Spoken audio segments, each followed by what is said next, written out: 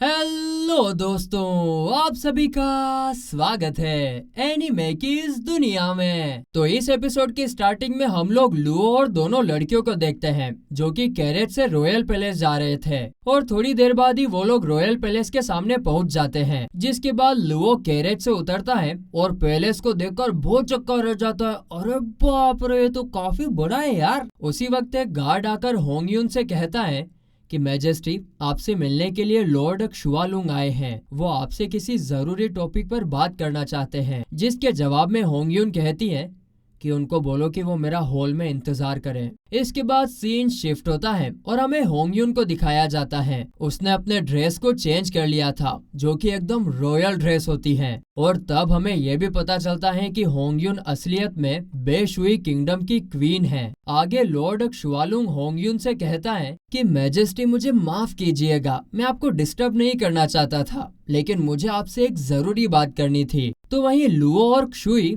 दोनों एक वॉल के पीछे से उन दोनों की सारी बातें सुन रहे होते हैं। आगे लुओ क्षुई से उस आदमी के बारे में पूछता है कि ये है कौन और आखिरकार ये आदमी यहाँ पर क्यों आया है। जिसके जवाब में क्षुई बताती है कि हमारे किंगडम में दो नॉन इम्पेरियल लॉर्ड्स हैं, जिनमें से एक का नाम तो लॉर्ड नानली और दूसरे का नाम ये खुद लॉर्ड शुआलुंग है। वो लुओ से ये भी कहती है कि लॉर्ड नानली तुम्हारे फादर हैं और ये दोनों ही ऐसे लोग हैं जिनके पास क्वीन के बाद सबसे ज्यादा पावर है। तो वहीं इधर लॉर्ड शुआलुंग होंगयुन से बोल रहा होता है कि वो चाहता है कि लुओ से उसके फादर का टाइटल ले लिया जाए क्योंकि वो इस टाइटल के बिल्कुल भी लायक नहीं है। मैजेस्टी, यहाँ तक कि उसने तो कभी मार्शल आर्ट की प्रैक्टिस भी नहीं की है और ना ही कभी उसने अपनी जिम्मेदारी को समझा है। इसीलिए उसे इस टाइटल से हटाकर यह टाइटल किसी और आदमी को दे दिया जाए जो कि इस टाइटल के लायक हो। ये सब सुनकर लुओ क्षुई से बोल रहा होता है कि मैंने जब इस आदमी की शक्ल देखी थी ना,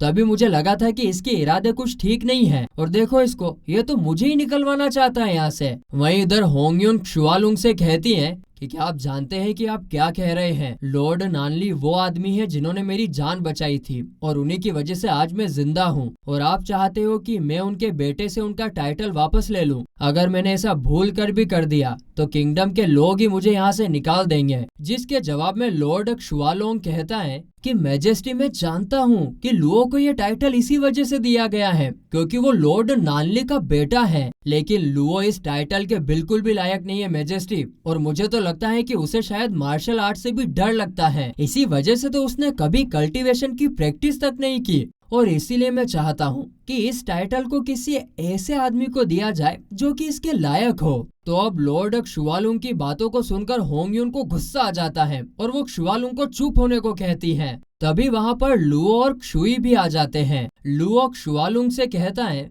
लॉर्ड शुआलुंग, आपको मेरी परवाह करने की कोई जरूरत नहीं है, मैं अपनी परवाह खुद कर सकता हूँ। जिस पर शुआलुंग कहता है, लुओ, आज तो आप काफी अच्छे मूड में लग रहे हो, लेकिन आप आज इस हॉल में क्या कर रहे हो? यह सुनकर लुओ कहता है कि मैं यहाँ पर इसलिए आया हूँ ताकि मैं देख सकूं कि आखिरकार वो कौन लोग हैं जो मेरे पीठ पीछे मुझसे मेरा टाइटल छीनने की कोशिश कर रहे हैं। तभी होंगयुन कहती हैं कि लॉर्ड शुआलुंग, आपको फिक्र करने की कोई जरूरत नहीं है क्योंकि लुओ इस बार होने वाले लॉर्ड्स ट्रायल में पार्टिसिपेट करने वाला है और अगर वो लॉर्ड ट्रायल के 3 लेवल्स को पार कर लेता है तो उसके टाइटल को नहीं लिया जाएगा। हाँ, लेकिन अगर लुओ इसमें फेल हो जाता है तो उसे कॉमनर बना दिया जाएगा और आप जिस किसी के भी बारे में बोलेंगे उसे लॉर्ड नानली का नया डिसेंडेंट बना दिया जाएगा। और ये सुनते ही लॉर्ड शुआलुंग बहुत ज्यादा खुश हो जाते हैं और कहते हैं कि मैजेस्टी, अगर ये बात है तो ठीक है। वैसे तो मैं बहुत अच्छे से जानता हूँ कि लुओ कभी भी इस ट्रायल को पार नहीं कर पाएगा, लेकिन अगर गलती से उसने फर्स्ट 3 ट्रायल को पार कर लिया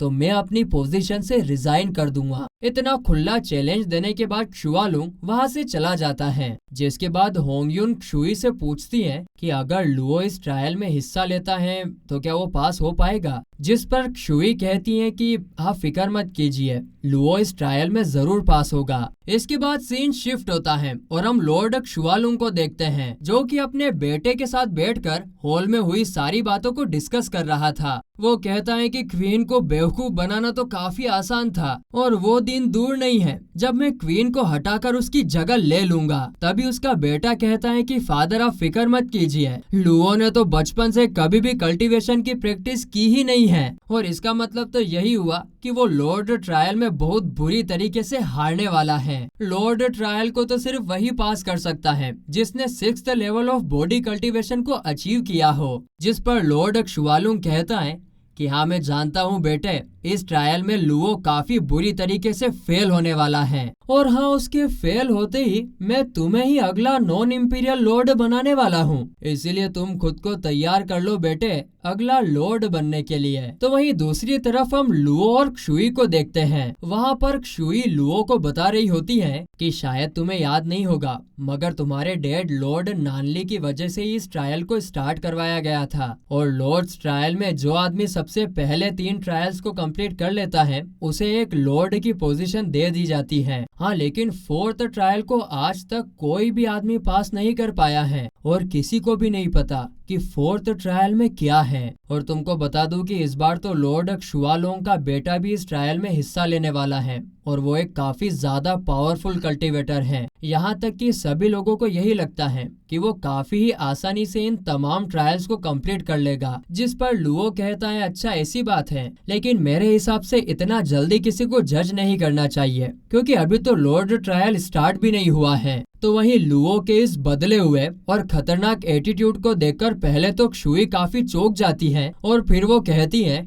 कि लुओ तुम तो सच में काफी बदल गए हो यार, तुम तो पहले कभी ऐसा नहीं बोल पाते थे। इसके बाद लुओ कहता है कि तुम वो सब छोड़ो, तुम मुझे ये बताओ कि क्या मेरी स्ट्रेंथ इतनी है कि मैं लॉर्ड ट्रायल के 4th लेवल को चैलेंज कर सकूं। जिस पर क्षुई कहती है कि लॉर्ड ट्रायल को तो अभी तक सिर्फ वही लोग पार कर पाए हैं जो कि बॉडी कल्टीवेशन के 6th लेवल पर हैं, लेकिन मैं तुम्हारे बारे में कुछ भी नहीं बता सकती क्योंकि तुम्हारी बॉडी कल्टीवेशन अभी सिर्फ 3rd लेवल पर है। हाँ मगर तुम्हारे पास अभी डिवाइन ड्रैगन स्पेल की पावर तो है, तो शायद तुम उस पावर का यूज करके ट्रायल को पास कर सकते हो शायद। जिस पर लुओ कहता है कि तो फिर ठीक है, अब तो मुझे अपनी पावर को टेस्ट करके उसे इन्हांस करना होगा, लेकिन मैं अपनी पावर को टेस्ट करूंगा कैसे। जिस पर क्षुई अपने पास से ड्रैगन ऑर्ब को निकालती है और लुओ को बताती है कि वो इस ऑर्ब की मदद से एक दूसरे डायमेंशन में जाकर अपनी पावर्स को इनहेंस कर सकता है। आगे फिर लुओ ऑर्ब की मदद से दूसरे डायमेंशन में चला जाता है जहाँ पर वो एक बेल के अंदर जाता है, लेकिन उसी वक्त उस जगह पर कहीं से काफी ज्यादा पॉइजनस स्मोक आने लगती है जिसकी वजह से लुओ को सांस लेने में काफी ज्यादा तकलीफ हो रही थी। और तभी वहाँ पर अचानक से ही एक बहुत ही बड़ा स्नेक मॉन्स्टर आ जाता है। आते ही मॉन्स्टर लुओ के ऊपर एक के बाद एक अटैक किए जा रहा था और जब वो मॉन्स्टर आखिर में लुओ को खाने वाला होता है कि तभी लुओ के लेफ्ट हैंड में कोई स्पेल एक्टिवेट होता है जिससे फिर वो उस मॉन्स्टर के मुंह पर एक धमांग करके भिमांग का मारता है यानी कि अटैक करता है, तो उससे वो मॉन्स्टर वहीं का वहीं मर जाता है। फिर यहाँ से सीन शिफ्ट होता है और हमें एक और जगह का सीन दिखाया जाता है जहाँ पर एक आदमी अपने सामने बैठे हुए आदमी से कह रहा था कि वो यहाँ पर उसको लॉर्ड्स ट्रायल में हिस्सा लेने के लिए इनविटेशन देने आया है, जिसे सुनकर वो दूसरा आदमी काफी ज्यादा हैरान हो जाता है। तो वहीं इस तरफ हम क्षुई को देखते हैं। वो देखती है कि उस ऑर्ब से काफी ज्यादा एनर्जी बाहर निकल रही है और इससे उसको लगता है कि शायद लुओ किसी मुसीबत में है और इसीलिए वो लुओ को उस ऑर्ब से निकालने की कोशिश करने लगती है। लेकिन उसी वक्त लुओ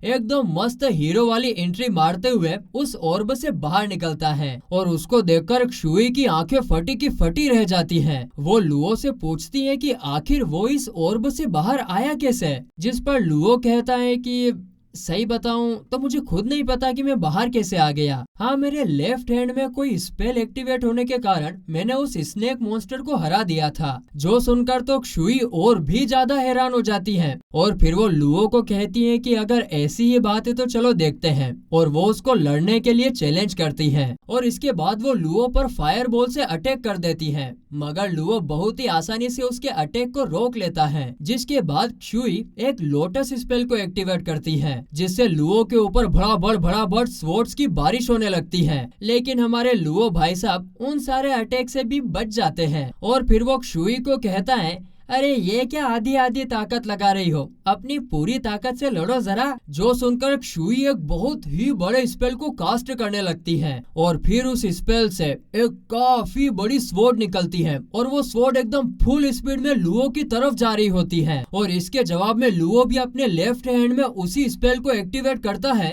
और फिर वो उस स्वॉर्ड की तरफ एक पावरफुल बीम से खतरनाक अटैक करता है, जिससे तो फिर क्षुई की स्वॉर्ड में धड़ धड़ धड़ धड़ धड़ दरारें पड़ने लग जाती है और उस स्वॉर्ड के वहीं पर टुकड़े टुकड़े हो जाते हैं और उसका इम्पैक्ट इतना खतरनाक होता है कि क्षुई जमीन पर गिरने लगती है। अब लुओ तो उसको बचाने जा रहा था, मगर क्षुई अपनी ही पावर का यूज करके सेफली लैंड कर जाती है और लुओ से कहती है, हट बदमाश। आगे क्षुई लुओ से पूछती है कि उसको ये पावर कहाँ से मिली, जिस पर लुओ उसको बताने से मना करता है। और फिर आगे हमें लॉर्ड्स ट्रायल इवेंट के दिन का सीन दिखाया जाता है, जहाँ पर सभी लोग ट्रायल की तैयारी कर रहे होते हैं। चलो अब हम इन लोगों को डिस्टर्ब नहीं करते और तैयारी करने देते और हम लोग यहाँ से चलते हैं और इस एपिसोड को यहीं पर खत्म करते हैं।